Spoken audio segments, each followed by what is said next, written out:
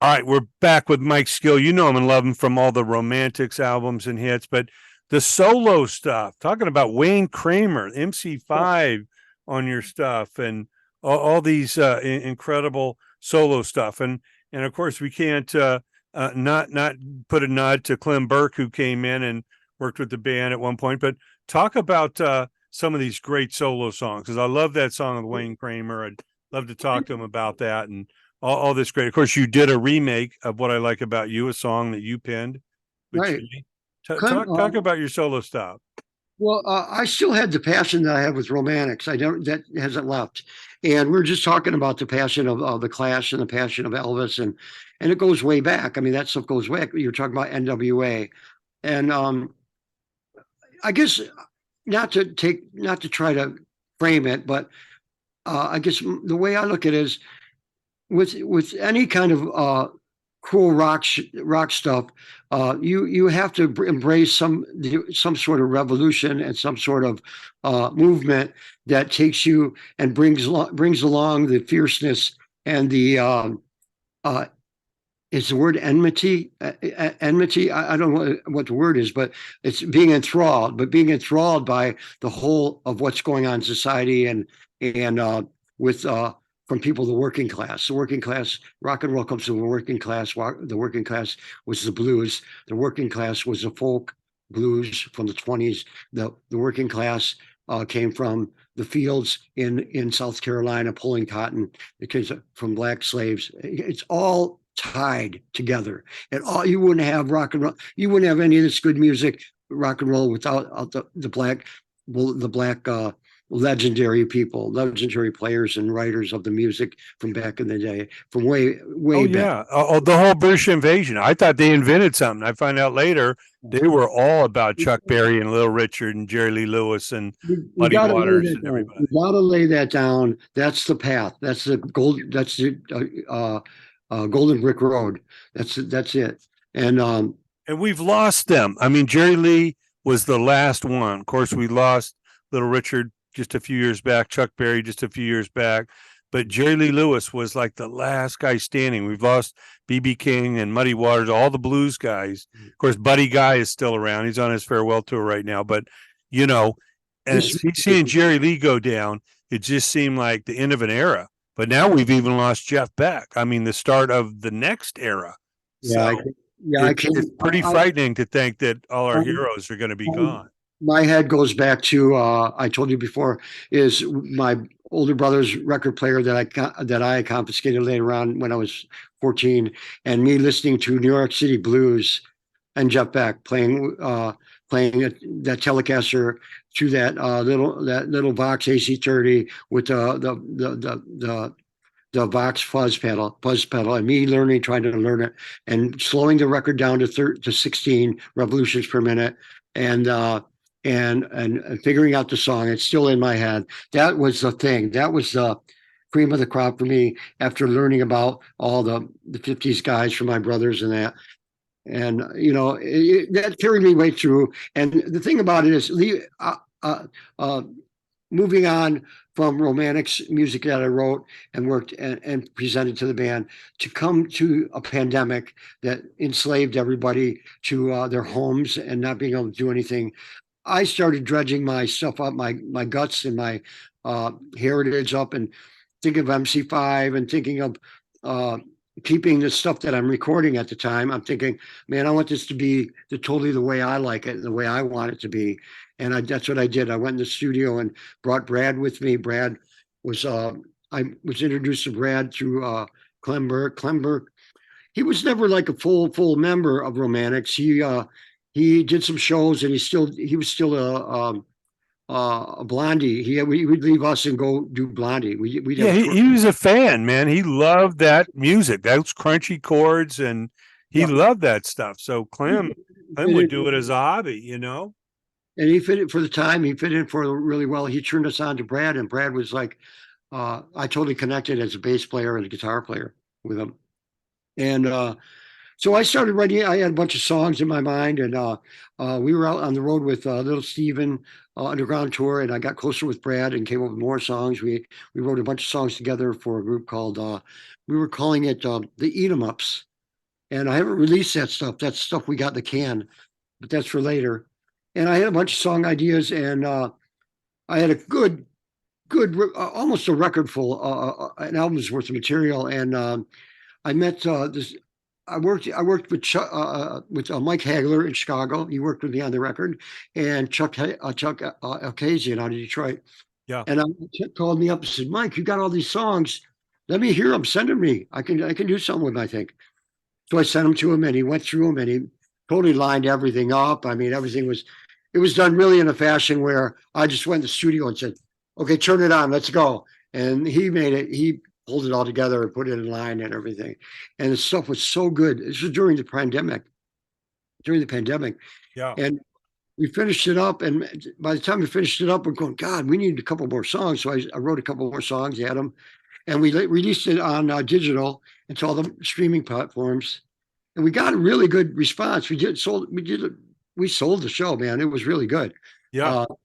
And we released Carrie Got Married, a song that Brad's wife and him wrote on the way home from a show the Romantics did um, at the Michigan International Speedway. Then I Wow. released Not My Business, My Bad Pretty, and 67 Riot. And I told Chuck, I go, Chuck, I always thought about using Wayne Kramer on this song. What do you think? He goes, man, let's do it. Let's do it. Call him up. I go, oh man, I can't call him up. He's from the MC5. He's a guy he's like someone I really admire. I had got the number, and a few weeks later, I called him and sent the song to him, and he says, "Mike, this is a great song. I'd love to play on it." And I sent it to him. He sent back the song, and it was so good. It just was like hearing MC5, his vibe and MC5. I told him, just do what you do. And I sent it back, and we couldn't touch it. We couldn't do anything. Where it's like we were amazed, aghast. It fit the song so well. And so now we had 67 Riot featuring Wayne Kramer, and we put it out as a single. And I did a single, and I did it. The single looks like the artwork is reminiscent of the MC5's first single. Just looking at you. I did the same kind of artwork and Yeah, released no, it. it sounds awesome. I mean, Wayne's guitar in there with yours, and it's a monster. No Yeah, and question. We got your rock and roll. You got a lot of great songs on here. yeah, thank you. I sent that to him. He was busy. He couldn't get on that one, but we got your rock and roll. But see, the whole thing is with Romantics, it would never happen. Wayne Kramer, it would have never happened. I'm doing stuff that would never have happened with Romantics. It's I'm visiting stuff that I thought of as a guitar player growing up and later on, and I'm just letting it flow. I'm just letting it go. The songs are. I'm back in the studio soon, coming up and hitting more. So that's where it goes. Wherever it goes, it goes. Did you see the original Alice Cooper band in Detroit? Did you see them coming up? Okay. Saw some of the first shows Randy Ballroom, all that. before 18 was out. Before Okay. I think when they first released Love It to Death? Love It to Death. Yeah, when they first released it, I was seeing shows before it. Okay. They were using props. They would pull on anything on stage. They came into town. Right. The guillotine, the noose, the whole deal. The town was already set for a band to come in to do what they did. There were so many good bands in Detroit. I was telling you before, from Frost, from Iggy Pop, MC5. The ballroom was set for them. They knew it when they came into town. They had heard the word. Bands had probably told them, "You got to go to Detroit." When they came to Detroit, and it was like a birthday party for them. They were just like, they came. They had their look together, all silver usually, all silver, or matching, or all white. Sparkles. They had mirrors on the guitars. All the guitars had mirrors on them. The drums had mirrors on them. So when the lights hit it, it shot lights out into the audience when the spotlight hit them. But they had all the Neil Smith had the mirrored ball drums, and Dennis Dunaway had the mirrors on his bass, and super long San Francisco hair. The tunes were catchy. The songs were memorable. They were orchestrated well. and then they wrote the ultimate teenage anthem, "School's Out." It was out, Goes out forever. that was like 4 records later. But I saw them when they first put the guillotine up, the guillotine and all that, when they were throwing baby dolls all across the floor. Dolls. Right, dead babies. Yeah. So they were that first 2 records Yeah. really and I went to the show downtown Detroit. There was an auto show. And the auto show is the Autorama with all the custom cars. And downstairs was an extension of the auto show. It was like more down there, but they had a stage, and I saw it was Bob Seger opening with Ted Nugent and Alice Cooper headlining. Wow. And I think the single 16 was being released that day. I'm 18. I'm 18. Yeah. Yeah. 18 was released that day on CKLW, the big radio station. Right. Canada. And we left the show, and the song came on the radio right after the show. Wow. Yeah, no, they were welcomed in as Detroit a band, even though they had migrated there. It was something to behold, and they lived on a farm just outside of Detroit. Well, every band had a farm. It was funny. Every band. Let's see. Grand Funk had a farm up in northeastern Michigan. Yeah. Seeger up in northeastern Michigan. I said Grand Funk, right? Yeah. And then Alice Cooper had the farm.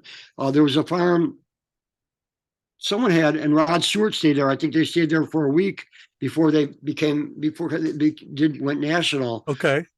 They were like big stars when they came to Detroit. I mean, they weren't that big. Small Faces had just broke up.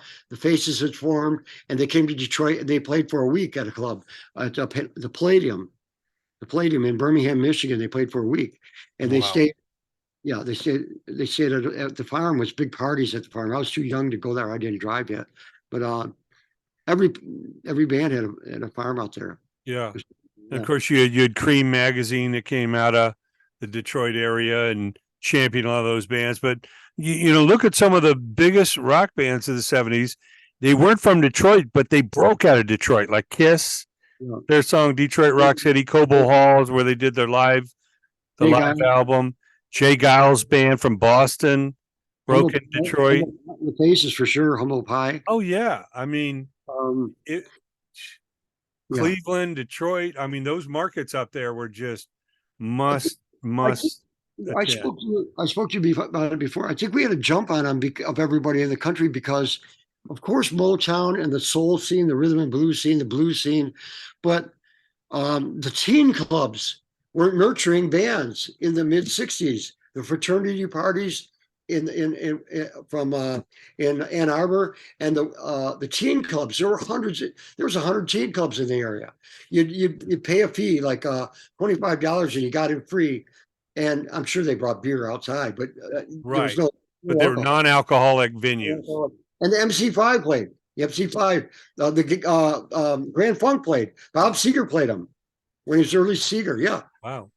So they went. I'm sure the Amboy Dukes played them. All that. Yeah, and so you had Seger probably in his 20s, 1920, in the teen scenes, and the kids were 15 and 16. And 4 years later, the 16-year-olds were 18 to 20, and they were moving into the ballrooms. So it was like it was like they all went from one thing to the next, and then to the national scene. Yeah, it was like an evolution, you're stepping up. You The go band from all ages to over 18 to over 21 to, now the arenas, where they're playing basketball and hockey. Exactly. The band The Frost had the guitar player was a band called the Lazy Eggs. They had a song called Little Black Egg, I think. And Ron Koss was the guitar player, incredible guitar player. But no, that was Savage Grace. The Frost had Dick Wagner. Dick Wagner was okay. He had a team. Who later played with Alice Cooper and Aerosmith and all that. Yes, he had the Frost, and before that, he had a band. Oh God, I'm gonna forget the name. I can't think of the name. They were playing the teen clubs. He moved into the bigger shows and then up to the ballrooms in the Frost. And then he went on to Alice Cooper. He played on Aerosmith and Yeah, played Steve Hunter and Dick Wagner. Steve Hunter was They they in. they, they played with Lou Reed, everybody. That's right. Mitch Riders Detroit was Steve Hunter. Yeah, man. Well, That was hallowed ground. it was amazing. I mean, they played on Kiss, the first Kiss record. Yep. Like all the songs. Walk This Way is Steve Hunter. That's Steve Wow. Hunter. Yeah. Yeah, I heard Train Kept a Rolling was those guys playing on that. Yep. If you listen to that Lou Reed record, you could tell. It's really, Yeah, the live Lou Reed album. There, yeah, that's the two guitarists on there. yep. Are, Incredible ball players.